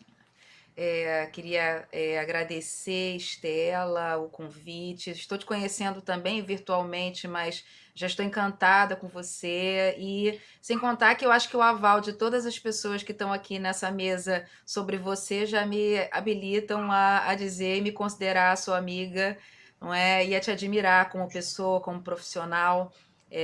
Não é, que está fazendo esse trabalho muito importante que todas as pessoas estão festejando aqui. Então, primeiramente, queria te agradecer por, sem me conhecer mesmo, me convidar para participar desse programa, desse espaço que é tão importante. Hoje também estou conhecendo a psicóloga Fabiola também, que depois deve falar, a doutora Silvana também, e assim, como é importante esse trabalho, né, e as reflexões que ela traz sobre a questão do mundo do trabalho, tudo que ela apresentou aqui, a questão do assédio foi um tema que eu discuti na minha pós-graduação em Engenharia de Direito, a doutora Adriana bem sabe, e então, assim, esse tema me é muito caro, e quando eu vejo ele tão presente, né, na questão da justiça do trabalho e tudo mais, ele é um alento, apesar dele ainda não estar tão presente no ambiente militar. E isso é uma questão muito difícil ainda para a gente. E assim, lógico que assim, a gente tem tão pouco tempo, e assim, todas as falas aqui suscitaram tantas questões para mim, mas eu vou resgatar um pouquinho de cada uma, não é? E aí, lógico, né, tem que começar nessa fala referenciando a doutora Adriana, que é uma referência para todas nós. A minha trajetória, a minha inserção na discussão, na militância, foi feita por ela. Ela me colocou, ela me apresentou pela primeira vez, eu ainda capitã, ainda começando, ainda nem tinha participado da organização, da primeira organização de dossiê mulher, e ela me acolheu, aprendendo ainda falando ainda muita coisa ainda que sem muita propriedade, e ela me acolheu na Emerge.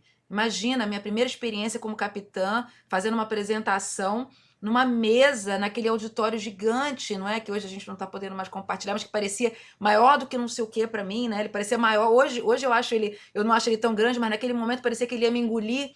E a doutora Adriana estava ali, né? Me apoiando, não é? E me apresentando e me abrindo portas. E sempre foi assim. E ela é essa mulher que levanta outras mulheres. Então, assim, isso é muito legal. Ela fala que eu sou agregadora. Quem sou eu? Perto da capacidade dela, ela é luz, ela atrai, né? Então, assim, e isso não é rasgação de seda, não, isso é a mais pura verdade, não é? E eu sou muito grata a todo o empenho da doutora Adriana, tudo que ela representa para todas nós.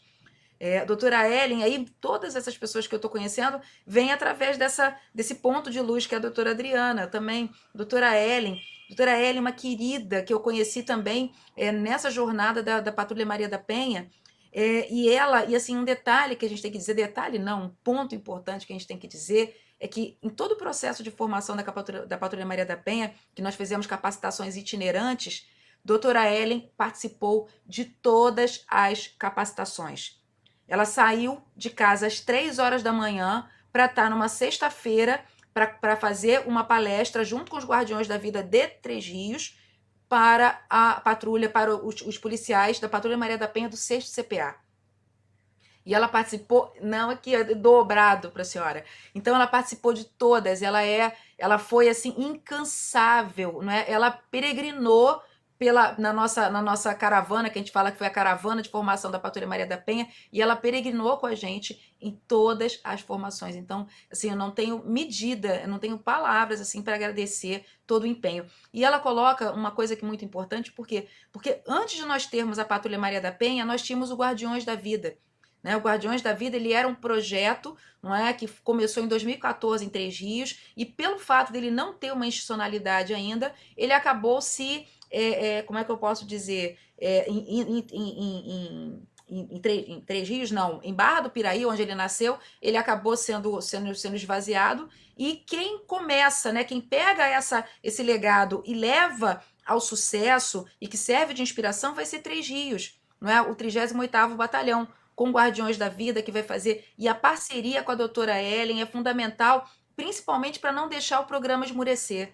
E isso a gente fala, porque a cada troca de comando, doutora Ellen ia até lá para se apresentar para o comandante, para dizer a importância, para evitar que houvesse descontinuidade daquela ferramenta que ela falou que quando não tinha nada, ela tinha o Guardiões da Vida, ela tinha a Patrulha Maria da Penha de Três Rios, mas ela foi um elo para a resistência e continuidade desse programa, e que, até o momento, os dados que eu tenho, é que todas as assistidas, né, do programa, desde o momento que começou lá em 2015, em Três Rios, a gente não registra feminicídio entre as mulheres atendidas pelo programa.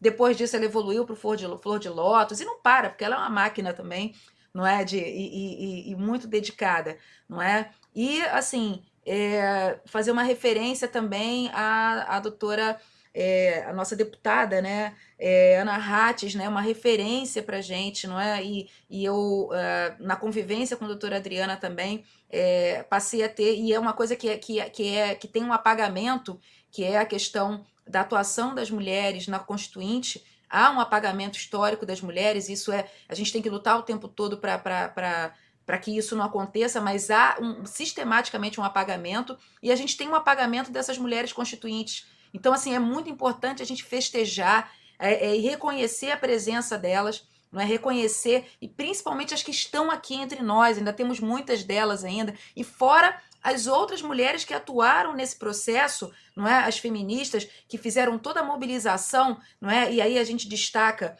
a nossa pessoas, mulheres incríveis, né? Como Leila Linhares, não é? Que é uma referência para mim também, que é uma diva, não é? Que é uma mulher elegantérrima e é uma mulher de uma presença e de uma atuação, né, na questão da luta pelos direitos da mulher de uma forma histórica, que está aqui conosco, forte e militando, né, e atuante. Então, assim, esse reconhecimento é muito importante. E a gente fazer isso nesse dia 30, que é um dia também que sofre um apagamento, não é? A gente está falando do dia 30, que é o Dia Nacional, não é? Que ele é feito em homenagem a Jerônima Mesquita, uma sufragista, não é? Que por conta da atuação dela, não é? A questão dela atuar junto a Berta Lutz, ela consegue abrir caminhos para a questão do voto feminino. Isso não é reconhecido, então há um apagamento dessa data que deveria ser comemorada e reconhecida, não é? Lógico que algumas associações que é feita, afinal esse dia foi estabelecido na década de 80, ainda sob a égide do regime militar e tudo mais, mas isso não pode ser elemento para apagar a história dessa mulher e tudo que ela representou pelos direitos da mulher, pela fundação da maternidade Promatre para mulheres pobres e tudo mais, toda essa história não pode ser apagada. Então, assim, eu acho que ter aqui a presença da deputada Ana Rates, ela tem esse fator. E, assim, lógico que fica muito pouco tempo, né, para falar, eu já falei tanto aqui, mas, assim, para falar sobre a Patrulha Maria da Penha, eu queria dizer que é um programa, né, da Polícia Militar do Estado do Rio de Janeiro, que ele só é possível, primeiro, porque antes dele existiu o Guardiões da Vida, que mostrou que era possível, que mostrou que funcionava no interior do estado, a partir de toda essa referência, porque existiam outras patrulhas Maria da Penha em outros estados, como a Patrulha Maria da Penha da Bahia, por exemplo, da Ronda Maria da Penha, que eu sou fã, não é? Que foi comandada durante muito tempo pela Major Denise, porque tem a Patrulha Maria da Penha do Maranhão, com a Coronel Augusta, que tem uma história muito linda com o Rio de Janeiro, porque ela se formou aqui na Escola de Oficiais da Polícia Militar do Rio de Janeiro, né? O Maranhão mandou oficiais para se formarem aqui, entre elas Coronel Augusta, que é comandante de policiamento comunitário da Patrulha Maria da Penha da região do Maranhão, do estado do Maranhão, e aos quais eu tenho como referência e inspiração.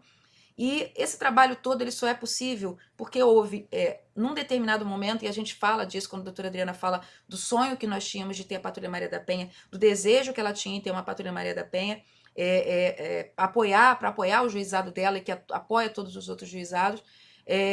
A gente sabe que isso só seria possível, houve tentativas em 2012 que não prosperaram, mas ela precisou de um alinhamento dos astros, de um momento onde havia vontade política, onde havia investimento, onde havia um comprometimento da alta gestão, e aí esse comprometimento da alta gestão parte da pessoa do secretário de Polícia Militar, do Coronel Figueiredo, não é? Que nos passou essa missão, e a partir dali a atuação em rede. Não é? Todo o processo da Patrulha Maria da Penha, por mais que as pessoas me referenciem, eu não sou a pessoa responsável, são várias pessoas de dentro da Polícia Militar e de fora da Polícia Militar. E aí dentro da Polícia Militar, além do Coronel Figueiredo, nosso secretário, do meu comandante Coronel Max William, tem a Major Sâmia, que foi aluna da pós-graduação em Gênero e Direito também da doutora Adriana, que é o meu braço direito. Além da minha equipe na Coordenadoria de Assuntos Estratégicos, o Escritório de Programas de Prevenção, que cuida da Patrulha Maria da Penha e de outros programas que nós estamos desenvolvendo voltados para a prevenção e polícia de proximidade, não é? Sem, na verdade, o que a gente tem de mais importante, porque a gente tem uma viatura linda, com todo respeito a todas as viaturas que existem no país, a nossa é a mais linda, não é, doutora Adriana? a nossa é a mais linda. A gente até pensou, né, quando lançou o projeto, como é que vai ser para o policial entrar numa viatura com uma faixa lilás? Não é? Será que vai dar problema? Será que o policial... E assim, e teve policial que o pessoal fazia piada no batalhão, a viatura rosa. E hoje, assim, as pessoas têm orgulho, né? E aqueles que fizeram chacota lá atrás se arrependem. Por quê? Porque percebem a força que tem aquela viatura e o símbolo, não é, da viatura, né, aquela questão do espelho de Vênus e daquela cor lilás, o quanto ele representa para as mulheres e para a sociedade e para o nome da instituição e da Polícia Militar. Que a gente deve dizer o seguinte, lógico que a gente sempre fala que a atividade de Polícia Militar é sempre uma montanha-russa e a gente está sempre atuando numa linha muito tênue e onde a gente tem um risco muito grande de errar, não é? E não por vontade, mas às vezes por situações adversas. Mas a Patrulha Maria da Penha, até o momento, ela só acumula pautas positivas, ela só recebe elogio, ela só aparece na mídia de uma maneira positiva, mas isso só é possível porque nós temos o principal fator para que ele funcione, que é o fator humano, que são os nossos policiais, os nossos homens e mulheres que escolheram fazer parte da Patrulha Maria da Penha e que se dedicam de forma absurda, sabe? Assim, o grau de altruísmo e de envolvimento desses policiais com o serviço é emocionante. A doutora Adriana sabe disso porque ela se emociona, já se emocionou várias vezes. A doutora Elia não precisa nem dizer, não é? E quem convive, quem interage com a Patrulha Maria da Penha sabe do que eu estou falando. E Estela também, pela convivência também. Mas nós que estamos assim nesse dia a dia, no próximo, a gente percebe o quanto eles têm feito e o quanto eles amam esse serviço. E assim, eu vou dizer o seguinte, na Polícia Militar, o nosso trabalho é muito difícil, o nosso trabalho é muito arriscado. E poucas pessoas, a verdade é essa, nem todas as pessoas encontram felicidade no trabalho, não é? E o policial militar, muitas das vezes, ele acorda feliz, mas ele volta para casa frustrado com o que aconteceu, com as dificuldades que ele enfrentou. A Patrulha Maria da Penha, ela volta às vezes com esse sentimento, porque existem situações que ela não pode mudar. Mas ela volta com o sentimento de que ela está fazendo a coisa certa, de que ela tem apoio, de que ela é reconhecida. E eu vou dizer que o que mais fortalece, os nossos patrulheiros não recebem gratificação, não têm remuneração diferenciada, não tem escala diferenciada, a doutora Ellen sabe disso, a doutora Adriana, mas tem o melhor pagamento do mundo, e eles falam isso. Eu tenho o melhor pagamento do mundo quando ele recebe uma mensagem de uma assistida, quando ele recebe um elogio de uma magistrada, da sociedade, de uma delegada, de uma promotora, de todo membro da rede, mas de uma forma muito especial das nossas assistidas e suas famílias. Esse é o pagamento, eles falam o melhor pagamento do mundo.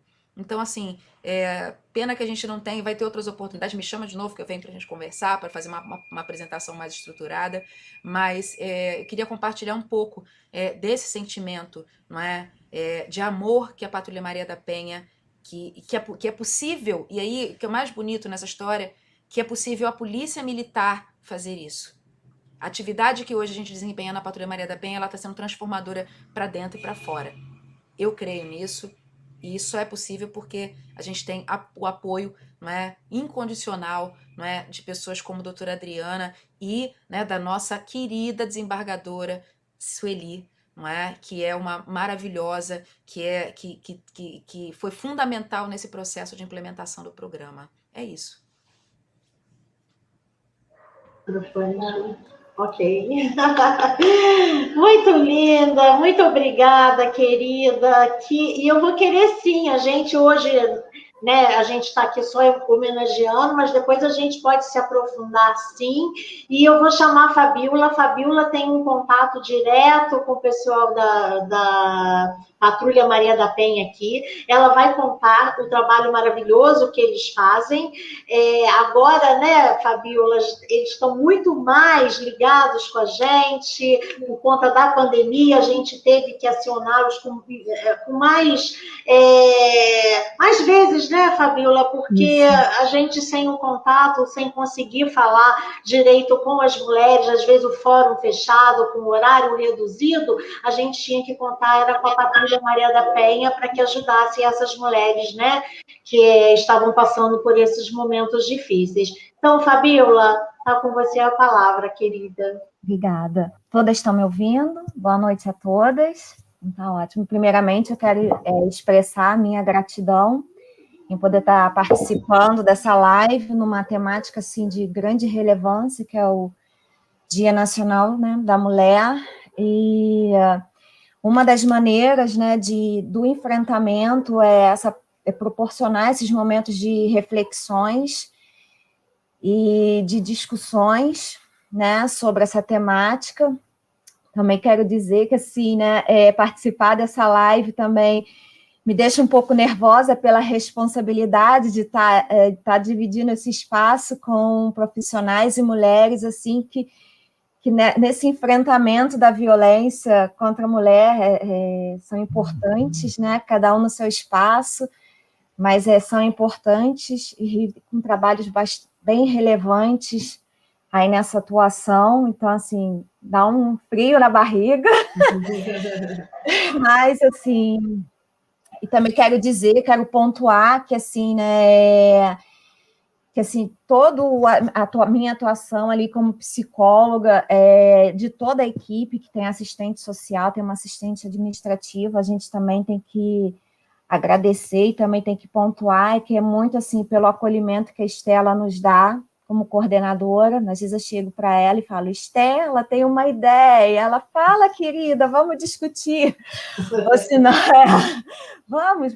Ou senão, o doutor Afonso, quando eu peço a ele prontamente, ele naquela correria, ele sempre me atende, escuta, né? E eu vou falar um pouquinho agora da nossa atuação na pandemia. Eu vou falar um pouquinho assim do mais atual para o nosso início, né? Pegando o gancho com a Tenente Coronel Maria Cláudia Moraes, né? Um dos nossos últimos projetos, assim, a gente está bem ligado assim com a Patrulha Maria da Penha, porque a gente está agora, o Projeto Violeta está realizando um aconselhamento terapêutico. E como eles têm contato direto com a vítima, né, porque eles vão à casa delas, eles encaminham para a Sala Violeta aquelas vítimas, as mulheres, né, aquelas vítimas que estão bem, assim, que estão numa estrutura emocional, né, estão, assim, desejando fazer esses 5 encontros, porque esse aconselhamento terapêutico são 5 encontros comigo, não, onde a gente vai discutir, vai refletir sobre uma temática, sobre uma queixa principal, sobre uma demanda principal, um sofrimento, e a partir dali, a Sala Violeta faz um encaminhamento para elas darem continuidade, aí sim, a um processo terapêutico. Mas quem faz essa ponte entre a Sala Violeta e a vítima está sendo feito pela Patrulha Maria da Penha. E está sendo um trabalho que está dando assim, resultados bastante positivos. E em relação à pandemia também, né, as vítimas de violência, né, tiveram assim, esse amparo social, esse sentimento assim, de segurança e de acolhimento bastante comprometido, até mesmo como a doutora Silvana colocou ali, pelo convívio, às vezes, diário com o seu parceiro, né, assim, acirrava mais, às vezes, os motivos que geravam os episódios de violência, e ali as instituições, os meios de amparo e de ajuda ficaram um pouco prejudicados. Então, assim, o Projeto Violeta, nesse período, nós pegamos o telefone de todas as vítimas que nós fizemos o atendimento, nós ligamos para cada vítima atendida para saber como que elas estavam, e fomos dando informações sobre o protocolo de violência, o que elas poderiam fazer se caso elas estivessem em risco. Então, assim, e até mesmo assim, presencial, né, quando nós assim, acolhemos uma vítima na Sala Violeta em questão da medida protetiva, o primeiro olhar ali como psicóloga é a segurança. Como que aquela vítima chega ali, mesmo com uma medida protetiva, como é a segurança dela na saída do fórum da Sala Violeta, toda assim, a quem ela pode recorrer, não só a instituições daqui de Petrópolis, como o CRAM, a Patrulha Maria da Penha, mas o amparo social dela, a quem ela pode recorrer, da família, às vezes instituições religiosas, outras instituições que, em relação à pandemia, a gente sabe que assim, o isolamento ainda é, né, uma das medidas mais seguras para essa situação, mas impactou muito a vida das vítimas, né? Então, a gente teve muito esse olhar muito, assim, atencioso, teve um zelo nesse sentido de informar, orientar todas essas vítimas de como procurar ajuda, né? Se não, no primeiro momento não pode ser um pedido a uma instituição pública, né? Como que ela se procede em relação a um vizinho. Então, a gente assim, teve muito esse cuidado, muito esse zelo. Outra situação que nós fizemos também, assim, que foi realizado nesse período da pandemia, no mês de março, agora recente, a gente fizemos uma campanha, mas fizemos uma campanha pensando na família. Então, assim, nós entramos em contato com vários empresários de Petrópolis para conseguir arrecadar cestas básicas e kit de higiene pessoal. E nós conseguimos, acho que 25 cestas de uma rede aqui de supermercado, e conseguimos também 25 kits de higiene pessoal. E nós, assim, parte nós encaminhamos para uma instituição aqui de atendimento ambulatorial. Em parte foi dividido com os nossos atendimentos e os outros projetos ali dentro do TJ. Então, a gente...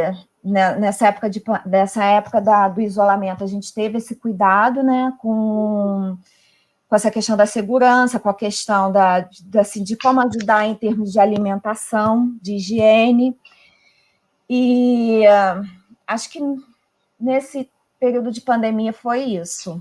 Agora, assim, como que foi o início da Sala Violeta, né? Além de seguir o protocolo mesmo, que é da vítima, né, sair da delegacia e ir à Sala Violeta, a gente também foi assim, colocando assim, fomos diversificando em outras áreas, porque a gente também tem que pensar que a gente está num contexto cultural de Petrópolis, nós temos situações peculiares de Petrópolis. Então, assim, um segundo perfil de atendimento daquelas vítimas era uma rotina, assim, eu ir quase todo dia lá ao cartório, né, a vara de violência, e sempre perguntava, posso ver os ROs que chegaram? E sempre dava, assim, uma analisada, assim, uma lida daqueles ROs, porque, às vezes, assim, o contexto, assim, o crime, né, eu não sei, a tipificação era de ameaça, mas aquele contexto ali era um contexto de risco, porque, às vezes, era uma questão de crianças, às vezes era só ameaça e injúria, mas tinha um contexto de crianças muito pequenas, filhos pequenos, tinha um contexto, às vezes, de uso abusivo de drogas e álcool. Então, assim, era um ambiente muito disfuncional e um ambiente propício para gerar os episódios de violência. Então, nós entrávamos em contato com essa vítima para saber, para ter uma escuta e fazer os encaminhamentos necessários para ela, né? E um outro perfil também era aquelas que, às vezes, viam a propaganda da Sala Violeta e muitas das vezes lá chegavam, às vezes, sem fazer o registro de ocorrência, porque, às vezes, assim, não tinha ainda coragem, e, assim, nós ali sempre acolhíamos, mas não, assim, no sentido de escuta mesmo, de uma psicoeducação, de trabalhar ali aquela percepção do que é violência para ela, do que é aquele relacionamento que ela está vivendo, sem, assim, sem uma intenção ou preocupação de que ela faça ou não um RO, mas que tinha um trabalho, assim, ali de trabalhar, de orientar, de esclarecer para ela, dentro daquela possibilidade de escuta dela, né, porque a gente também tem que ter muito, assim, como o olhar da psicologia, até que ponto aquela vítima pode escutar o tipo de violência que ela também está sofrendo. porque, às vezes, para mim, como psicóloga, é muito fácil. Isso é violência sexual, isso é violência patrimonial que você está vivendo, é um contexto abusivo. Mas será que aquela vítima está preparada, está pronta para escutar isso? Então, a gente também tem que ter muito essa delicadeza em conduzir toda essa psicoeducação desse relacionamento, né? Então, a gente também tem muito ali essa particularidade ali também de receber muitas mulheres que às vezes mesmo só para uma escuta, né? Só mesmo para um desabafo, né? Para uma fala, para um acolhimento, né? Para um amparo social, né? Porque uma das maneiras da gente trabalhar todas as consequências, né? Todas as patologias, as consequências da violência, é trabalhar o amparo social. E o que é trabalhar esse amparo social? É trabalhar as habilidades sociais, a plasticidade social, de que ela tem um pertencimento, né, de que ela tem uma colocação, de que ela é uma mulher que tem uma colocação, que tem um espaço que é dela, mas ela precisa, assim, desse primeiro momento de se sentir segura, de se sentir fortalecida para poder ir adiante. Então, a gente ali, como a equipe ali, a Sala Violeta, tem muito esse cuidado, esse zelo, né? É como é como uma semente mesmo, né? Que a gente vai ali, planta, vai regando, a gente respeita muito, tem muito cuidado, né? Com o outro, né? Porque às vezes como a gente fala muito de trabalhar a percepção da vítima, do que ela considera violência, do que é, né, o contexto dela, mas a gente também que trabalha com a violência, nós temos que estar sempre eu, né, ali, sempre me policio também, em todo momento, tudo bem, mas o que é violência para mim, né, toda a minha crença, toda a minha estrutura como profissional de que é violência para mim, eu não tenho que enquadrar naquela vítima ali que eu estou na escuta. Então, também é se despir muito da minha crença, né, ainda bem que assim, da minha posição de psicóloga nessa escuta com a vítima, para poder respeitar ali todo o trajeto dela, toda a vivência dela de violência. Eu acho que eu falei tudo, né, Estela? Tudo a gente nunca fala, né? A gente tenta resumir, mas eu te agradeço, seu trabalho é super bacana. A gente tem um convênio também, né? Que assim, a gente tem um convênio também de encaminhar muitas mulheres que têm o desejo de se capacitar profissionalmente, um curso de corte e costura, que é gratuito. Só que, assim, a gente agora, o nosso próximo passo é conseguir, assim, um apoio, não, um patrocínio, porque muitas não têm condições, às vezes, de bancar a passagem, mas algumas já foram, né, é um curso, assim, eu falo que é um intensivão, são 2 meses, mas saem com uma qualificação de modelagem e um curso de corte e costura. Isso é muito bacana, A gente também, a doutora Ellen falou aqui, sobre o grupo reflexivo, né? Nós também é um trabalho que, do jeito que a doutora Ellen falou, é um trabalho que dá para a gente um reforço, assim, na nossa esperança, porque a reincidência, quando esses homens passam pelo grupo reflexivo, e a gente já tem quase 1000 homens que passaram por lá, a reincidência é praticamente nula. Eu acho que se eu tive nem 5 homens que voltaram, e esses homens são multiplicadores, né? É uma coisa tão bacana, é um trabalho muito lindo, eu tenho uma admiração imensa pela Madeline, que é a nossa psicóloga, que pena que ela não pôde vir aqui hoje, mas também a gente vai ter oportunidades, porque tem muita coisa bacana para falar também. Gente, o tempo passou, porque todo mundo tinha muita coisa bacana para falar. Eu agradeço muito a todo mundo aqui. Foi muito bacana, muito obrigada. Muito obrigada, doutora Adriana, mas queria que o seu marido falasse um minuto, ele está aí do lado ainda, o que é estar casado com essa mulher maravilhosa e o que você ensinou para ele? Aí, doutor Caetano, cadê o desembargador? Oi, Estela. Olha só, tá barbudo na pandemia, ó. Não, eu confesso que eu tirei o chapéu, eu estava aqui tomando um vinho, afastei o vinho, eu estou aqui pronto para falar. Não é isso não. Olha só, primeiro eu quero deixar um grande abraço para você, uma amiga querida de tantos anos, não é? E dizer assim, com relação à sua pergunta, objetivamente, queria cumprimentar todos e todas presentes, assim, conheço muito, pessoalmente, de ouvir falar, mas a Adriana é tudo, porque eu venho bom, eu tenho 62 anos e, naturalmente, fui criado dentro de um patriarcado muito presente, muito forte, né? E então, o que a Adriana significa? Tudo, porque a partir do convívio com ela, e eu acho assim muito presente o tempo que a gente passou em Barcelona, ela fazendo o mestrado dela, eu o meu, em Direitos Humanos, e a gente trocava muitos textos e trocava muita experiência, e eu também, obviamente, lendo, e ela, assim, sempre me pedia para rever os textos dela, do trabalho e tal, uma forma muito inteligente de introduzir na minha cultura a questão de gênero.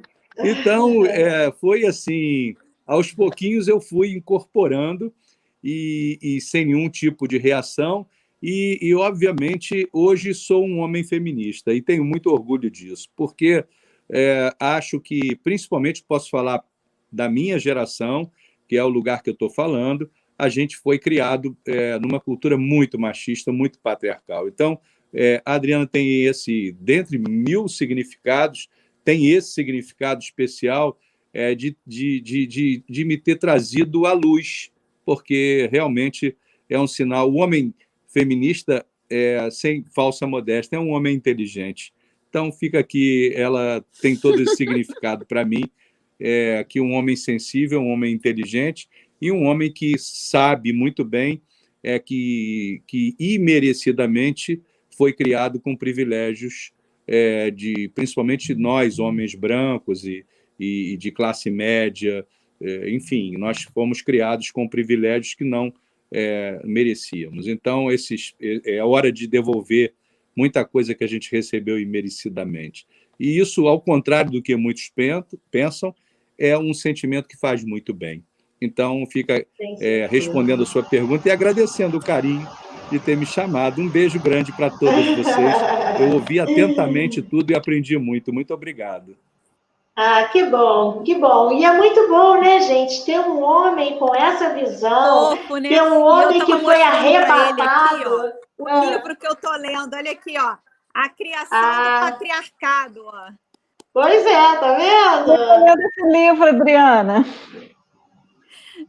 Eu falei, vamos compartilhar a leitura do final de semana, de Gerda Lerner, A Criação do Patriarcado.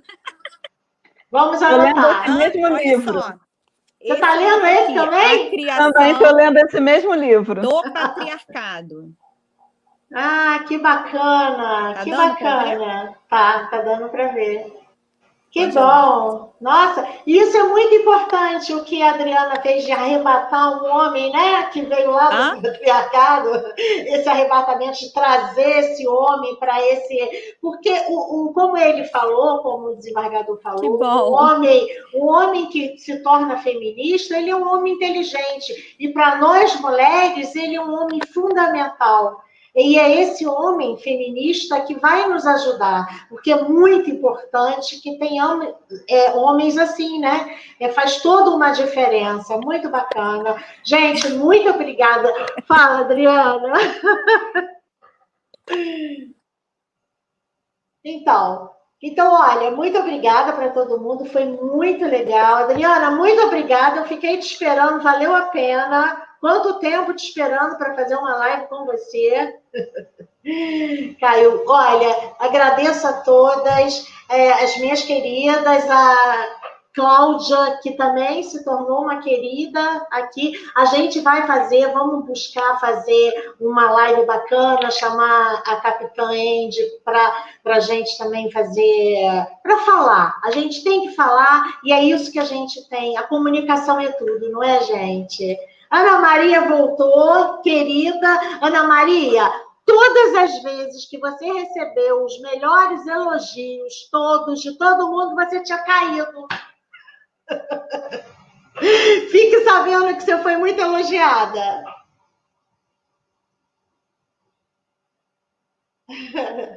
Está sem microfone. Muito obrigada a vocês, parabéns. A mesa foi ótima, a live foi ótima, tá bom? Tá joia, querida.